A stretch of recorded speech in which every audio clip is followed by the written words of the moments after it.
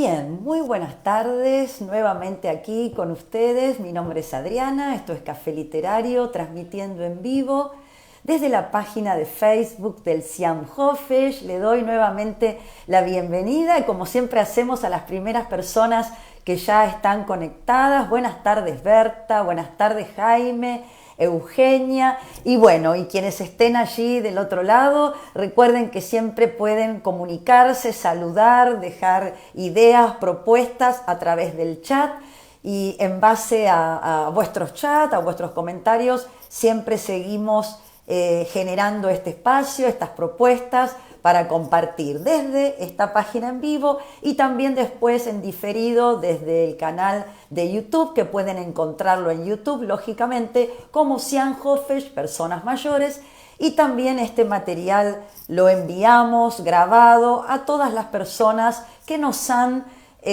agregado como contacto en su WhatsApp. Así que como ven, esto va de distintas formas. La idea es llegar a la mayor cantidad de personas posible. Así que quien quiera compartir este contenido, siéntase libre y colabora con nosotros también en difundir esto que nos encanta hacer, que amamos hacer acá desde el equipo del Centro Integral para Personas Mayores de AMIA. Así que un placer esta intro porque nos va poniendo en tema, yo empiezo a recibirlos, también saludo a Eugenia y a Marta. Muy buenas tardes, dice Marta, a todos. Acá estamos, no dije el día, hoy es 27 de abril 2022, siendo las 15:30 horas en la ciudad de Buenos Aires. Dicho todas estas, digamos, frases que inician siempre esta programación y que ya son una suerte de ritual, de costumbre, y es un poco la forma también de acercarme a ustedes y de darle unos segundos a aquellas personas que se están conectando, que están probando sonido, que están ahí acomodándose en sus casas o donde estén. Yo les recuerdo que estoy transmitiendo en vivo desde nuestra sede, ¿sí?, en el barrio de Once, así que nuevamente acá con ustedes. Hoy vamos a dedicarle este cafecito de hoy, va a ir dedicado a un poeta muy especial, y ya vamos a ir viendo a lo largo de la transmisión de hoy por qué digo que es un poeta muy especial. Había nacido en 1922, el poeta al que me estoy refiriendo, nacido en Vilnius, Lituania. Una gran miseria lo rodeaba en el momento de su nacimiento, de una familia muy humilde. En algunos biógrafos sostienen que el padre del poeta comerciaba con chatarra, con trapos, con botellas usadas, lo que nosotros llamamos botelleros. ¿Se acuerdan de los botelleros? 1922, poeta. Ese va a ser hoy nuestro protagonista, a quien le vamos a rendir nuestro humilde homenaje. Enseguida voy a decir algunos datos más, por supuesto, y voy a decir quién es, su nombre y su apellido. Siempre intentamos dejar ahí un poquitito de intriga para que también puedan participar ustedes, para hacer más ameno este momento, para que haya una mayor participación. Así que bueno, entiendo que puede ser todavía difícil saber a quién me estoy refiriendo, pero ya los ubiqué en el tiempo. Alguien que nació en 1922, en la ciudad de Vilnius, Lituania. Se convirtió, se destacó y se convirtió en un símbolo muy especial por estos días, particularmente en el día de mañana. A ver si alguien arriesga. Fue el que dio letra a un himno muy importante, un himno de resistencia, un himno que habló de lucha, que habló de rebelión. Nacido en 1922, estoy hablando de Ernst Glick. Ernst Glick desde muy joven fue miembro del movimiento sionista socialista Hashomer y durante la guerra luchó en los bosques contra los nazis como partisano.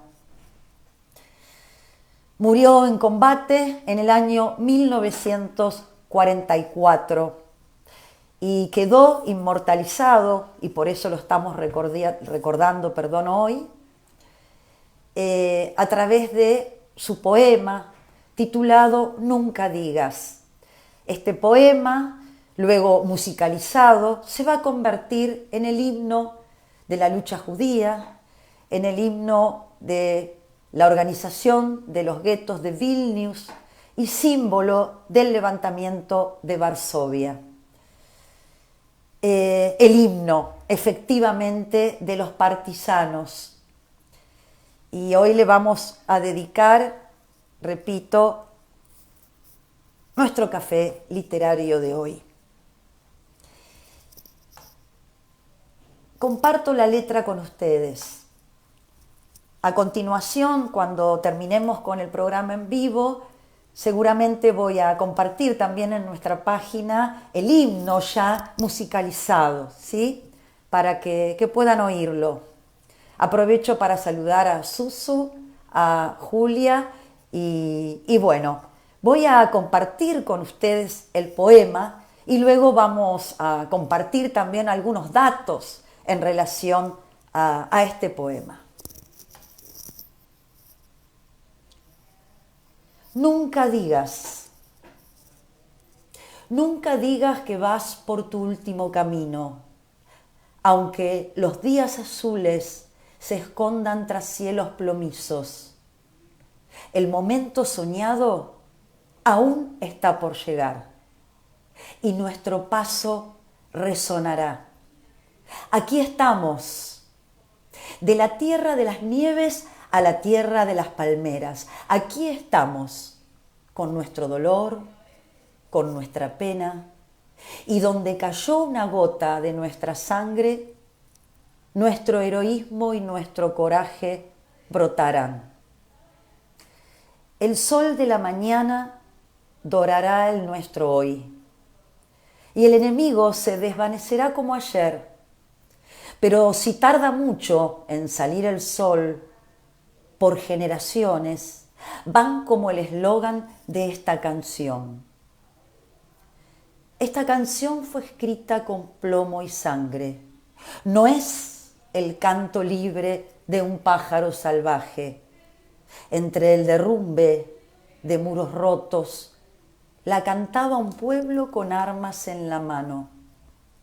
Entonces, nunca digas que vas por tu último camino, aunque los días azules se escondan tras cielos plomizos.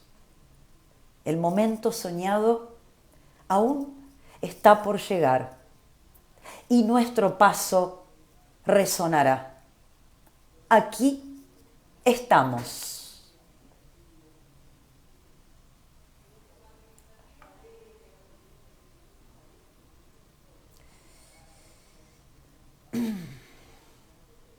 Si hay una canción, una letra, un poema hecho himno que expresa el coraje de los partisanos judíos durante la Segunda Guerra Mundial, es este poema que acabo de compartir con ustedes. Este poema, conocido, como antes dije, como el himno o la canción partisana, que fue adoptada como el himno nacional de los partisanos, el himno oficial, Estoy un poco conmovida hoy, así que van a notar que cometo errores. Sabrán disculparme, pero un poco tiene que ver con lo que estamos compartiendo, ¿no, Alicia? Acá Alicia nos saluda desde el Chaco. También está Mirta, también está Tere. Es muy conmovedor leer, y por supuesto que no es la primera vez que leo, que comparto estos versos. Y siempre creo que, como ya hace años, que cuando llegan estas fechas, cuando se acerca Yom HaShoah, y este es el himno de los partisanos, creo que la lectura va a ser más light. Bueno, no es light. Y creo que está bueno que siga emocionando, porque esa es la idea, ¿no? La idea es conectarnos con esa emoción, y este espacio siempre está dedicado a la literatura, y en este caso en particular me pareció que este poeta no podía no estar hoy acá, presente. Así es, Alicia. Me gusta leer también los comentarios que me van dejando, porque eso hace que no sea una persona sola hablándole a un celular, sino que es esto, ¿no? Este intercambio, donde puede haber pausas, donde puede haber silencios, donde puede haber desperfectos, no los convoquemos, y donde también está la emoción y está el error, ¿no? El error de poder decir una palabra por otra, pero qué poco importa cuando intentamos recuperar este himno y traerlo a este presente, hoy, ¿no? ¿Qué significa hoy ese himno para vos, para mí? Inspirada en la historia del levantamiento del gueto de Varsovia, esta canción sigue siendo un poderoso tributo al compromiso del pueblo judío de luchar por la supervivencia. El autor apenas tenía 20 años cuando escribe este poema. Como dije antes, había nacido y se había criado en Vilnius. Dicen que había heredado el talento, el oído, como se decía antes, musical de su madre, y que pasó la mayor parte de su corta vida componiendo poemas y canciones que inspiraron a otros compatriotas judíos. Había nacido, como les dije al comienzo, en 1920. Había asistido a una escuela primaria hebrea en Vilnius, antes que la pobreza lo obligara a trabajar como empleado en una fábrica de hierro. A la edad de 13 años va a comenzar a componer sus primeros poemas, y 3 años más tarde va a fundar con otros jóvenes poetas judíos un círculo literario llamado Jungwald, Bosque Joven. Al principio escribió en hebreo, pero pronto va a cambiar al yiddish. Fue uno de los poetas de antes de la guerra más prometedores de Vilnius. Cuando los soviéticos tomaron Lituania, allá por 1939, las inclinaciones izquierdistas de Glick le permitieron integrarse bastante bien en el mundo soviético, y sus canciones y poemas aparecían con frecuencia en la prensa judía soviética. Aunque publicó muchas cosas, la pobreza en la que estaba sumergida su familia lo obligó a trabajar, primero en el negocio del papel y luego en una ferretería. Cuando los alemanes invaden Lituania en 1941, Glick fue uno de los miles de lituanos y judíos antinazis que intentaron huir de la ciudad para unirse a los partidarios del Bosque. Como muchos, fue capturado y encarcelado. Después de su liberación se ofreció como voluntario para ir a trabajar al campo de trabajo de Redzeza, perdón si no lo pronuncio con corrección, y cortó turba en un área pantanosa donde en ese momento casi muere de fiebre tifoidea. En sus largos años de enfermedad y encarcelamiento, Glick va a seguir componiendo, va a componer poemas y canciones. Los va a escribir en trozos de papel o los va a recitar a otros reclusos para que los memorizaran. Una forma de transmitir, ¿no? Sin la palabra escrita, que podía ser motivo, si ésta era encontrada, de muerte. Entonces, en muchos casos, los prisioneros memorizaban los versos, ¿sí? Y así iba pasando de persona en persona. Un amigo de este lugar, de este campo de trabajo, recordó que mientras movía pedazos de hierba que eran extremadamente pesados, Glick siempre encontraba un lugar seco para sentarse y pedirle a su amigo que tarareara una melodía agradable e improvisara letras. Glick era un gran improvisador de letras y esa también era su tarareo, su improvisación, ya allí como acto de resistencia, el acto de resistencia a través de la poesía, no solamente a través de la poesía en el caso de él, pero sí estaba la poesía en todo momento.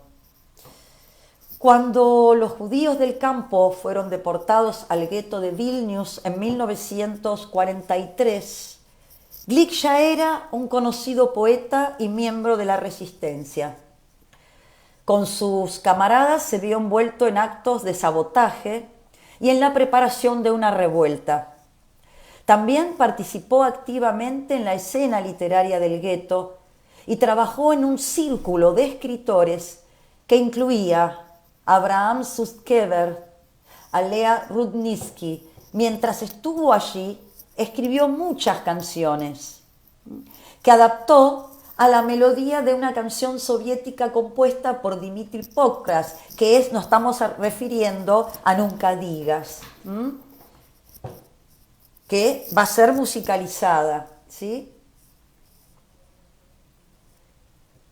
La canción se difundió rápidamente entre los combatientes de la resistencia. Fue tomada en forma espontánea, como suelen suceder estas cosas. No fue algo planificado, fue espontáneo, ¿sí? Contagioso.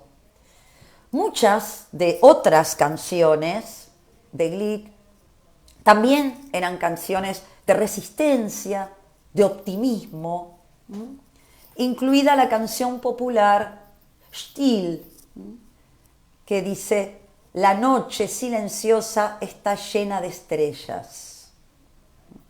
Glick sobrevivió a la liquidación del gueto y fue enviado a un campo de concentración en Estonia. En julio de 1944, poco antes de que los nazis destruyeran el campo, mientras el Ejército Rojo se acercaba rápidamente, Glick y otros 40 prisioneros escaparon y huyeron a los bosques circundantes. Allí Glick se unió a un grupo de partisanos, donde él y todos sus camaradas murieron luchando contra las fuerzas nazis.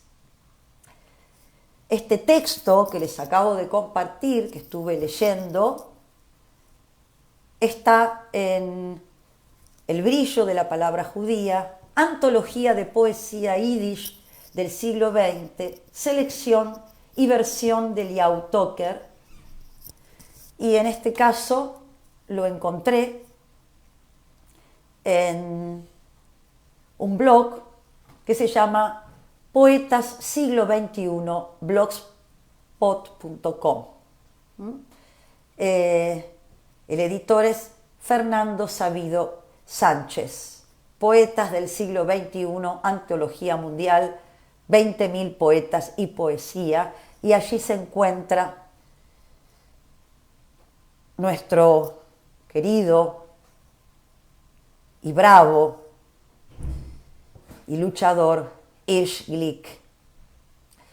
Acá también Irene, mucho significa, dice Irene, gracias, ¿no? Gracias a vos, a Irene, por tu comentario. También está Ruth conectada, también está Patricia, y bueno, saludo también a las personas que en este momento tal vez están participando y no desean hacer y dejar comentarios, y está muy bien también. Hoy es un café distinto, es un café que nos conecta con una fecha muy especial, con tiempos muy especiales de recordación, y bueno, acá estamos compartiendo.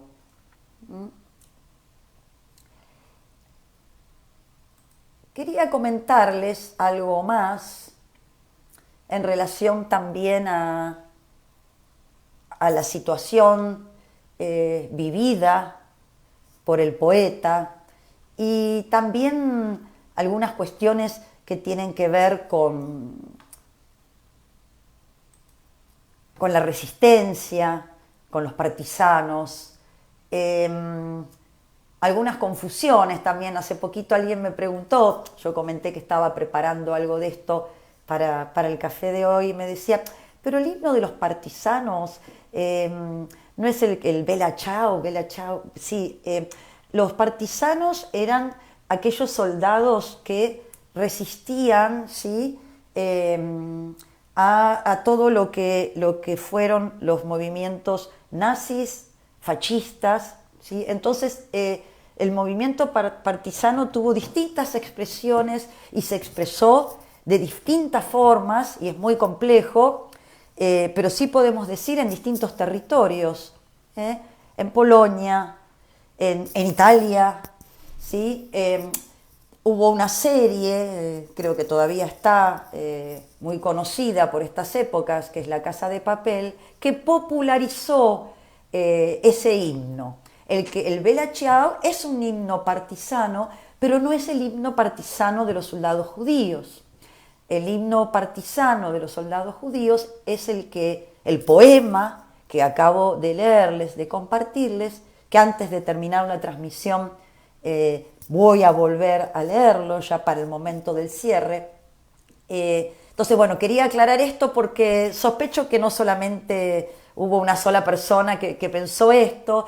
Lo importante, y otra vez siempre lo mencionamos, no importa por dónde nos llega la información, y a veces sin querer nos hace tomar conciencia de ciertas cosas. Entonces, independientemente de lo frívola que pueda ser o no, no sé, la verdad que no la vi toda la serie, es una serie que La Casa de Papel no pretende un trabajo profundo en absoluto, ni un análisis de nada, pero entretiene, y el entretenimiento es algo muy, muy valioso. Entonces, es una serie que habla de robos y de bandas, ¿no? Muy exitosa, una serie española, y que hizo que muchas personas muy jóvenes, que en principio, digamos, la audiencia, público muy joven, empezara a sonarle la palabra partisano, porque tal vez quienes no están tan, digamos, comprometidos o involucrados en la temática de la Segunda Guerra y en los movimientos que hubo de resistencia, no sabían claramente qué eran los partisanos, sobre todo generaciones muy jóvenes. Entonces ahí está, me parece, lo interesante, y que hay que agradecérselo a esta serie. Una serie comercial, popular, muy vista por mucha gente, hizo que más de uno o una buscara a ver qué era esto de los partisanos. Uno nunca sabe cuál es la puerta de entrada para interesarse por alguna temática, y creo que eso es lo más importante. Después, por supuesto, ¿no? Como siempre decimos, cuando vemos o leemos ficción, no podemos pedirle una rigurosidad histórica. En todo caso, si estamos buscando rigurosidad histórica, tenemos que ir a buscar otro tipo de material. Volviendo al movimiento partisano que sí nos ocupa hoy, tal vez podrían, quien quiera completar y esto y ampliar y ver con exactitud cuáles fueron las características en cada región de este movimiento. Es interesante marcar esto, cómo puede una serie poner en primer lugar una temática que tal vez hubiese sido más difícil que cierto sector de la población se mostrara interesado. Así que bienvenida la serie, porque algunos hizo que sea más fácil concientizar sobre algunas temáticas. Antes les compartí la información de este blog que mencioné y ahora me voy a ir cortito para después volver a leer el poema, a contarles algo que encontré, un artículo de Moshe Corin de hace algunos años, no tengo la fecha exacta, y se llama Hirsch Glick, autor del himno de los partisanos, por supuesto, y él lo llama el poeta de los suburbios. La calle pequeña, Snippy Sok, era la calle de los poetas. Las conquistas del movimiento jaluxiano en Eretz Israel se transformaban rápidamente en noticias, y de noticias pasaban a ser mitos populares. La esperanza que se abría a través de esta promesa mitigaba en parte el rigor de las condiciones de vida en la que había sido la zona de residencia del imperio zarista. En casa de los Glick resonaba siempre el eco de las canciones populares judías y de los cantos litúrgicos. Quizá fue allí donde Velvel transmitió a su hijo las artes que tanto bien harían a su pueblo ante el riesgo del exterminio nacional. La esperanza es esa cosa que se canta, y que se canta en reuniones de amigos, de compatriotas, de camaradas. La poesía que de niño escuchó Hirsch fue siempre poesía comunitaria, poesía para cantar, para alegrar las almas, para reunir a la gente en torno de un problema, de un sufrimiento, pero también de una esperanza. No extrañará entonces que una vez cumplido su bar mitzvah, su modo de relación con la comunidad fuera fundamentalmente poético. Pero no se trataba del héroe romántico que en su interioridad individual sufre y se desvela por su pueblo.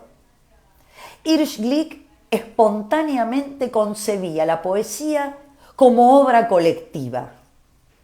Así, la calle judía pronto conoció una revista de poesía llamada Jungwald, Bosque Joven. La revista era editada por un grupo de muy jóvenes poetas.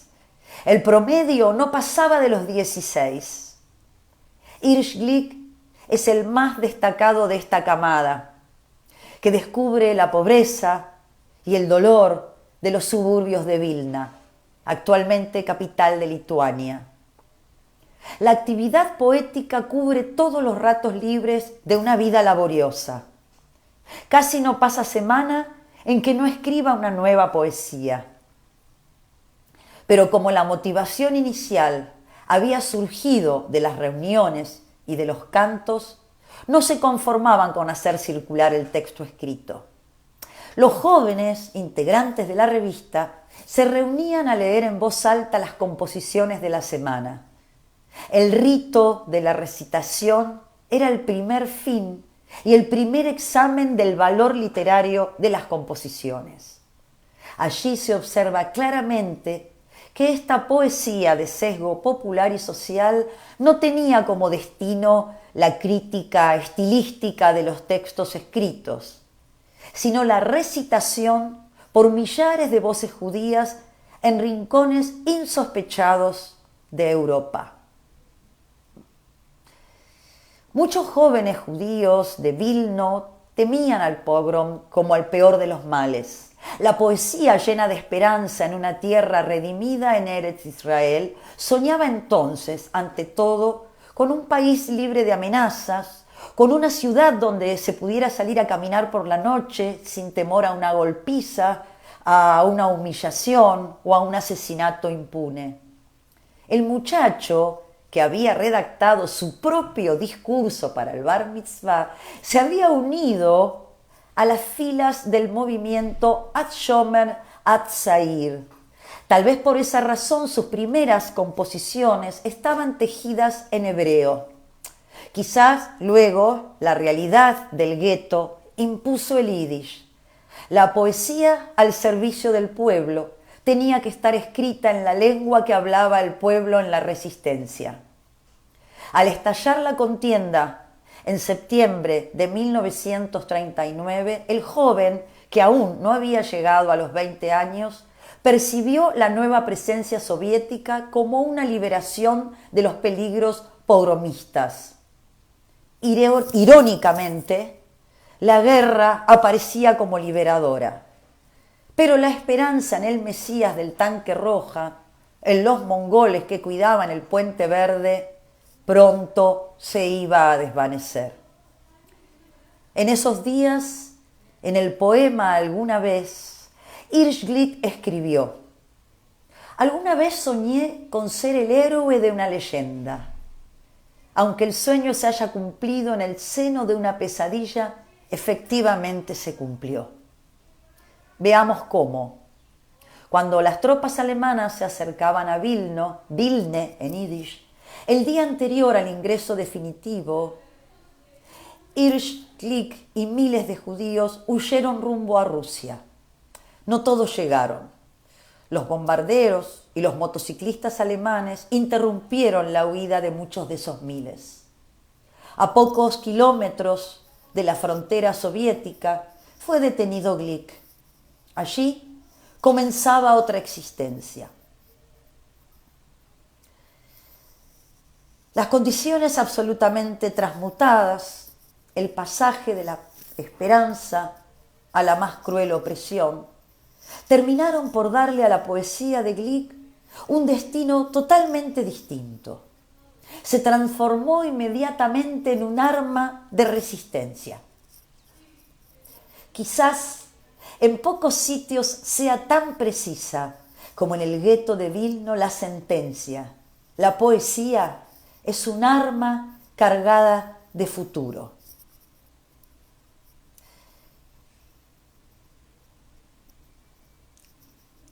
Sigue acá el texto del inolvidable Moshe Corin, esa prosa de Moshe Corin.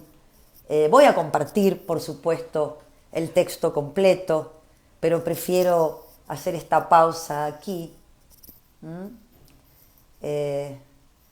Muy interesante esta forma de ver la poesía como un arma de resistencia, la poesía.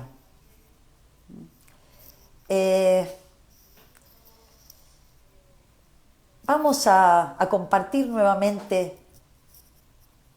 lo que luego fue el himno de los partisanos.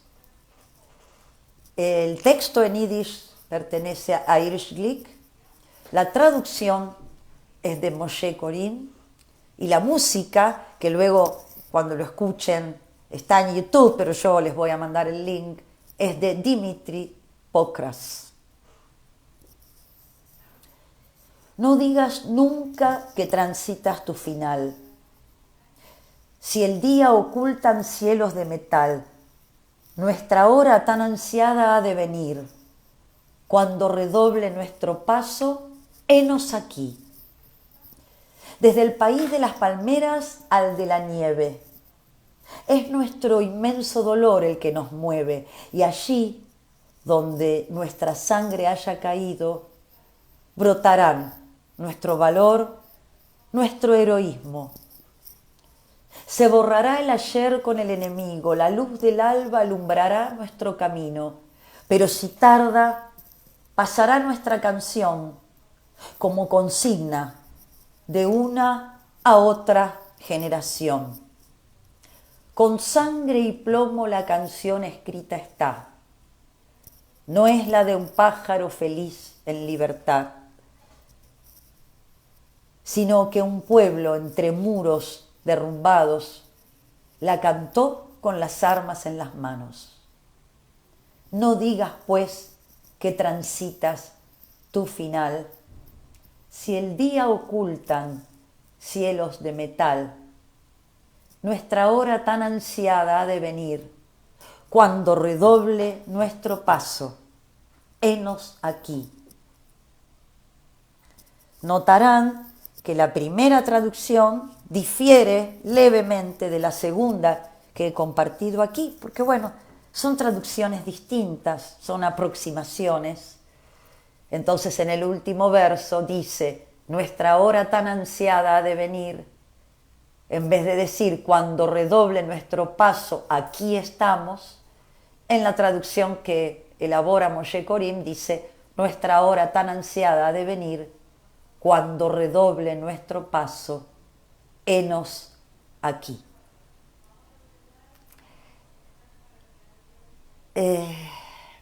Muchos recuerdos, acá Irene, me estoy quedando sin internet. Uy, Irene, pero bueno, después lo recuperamos.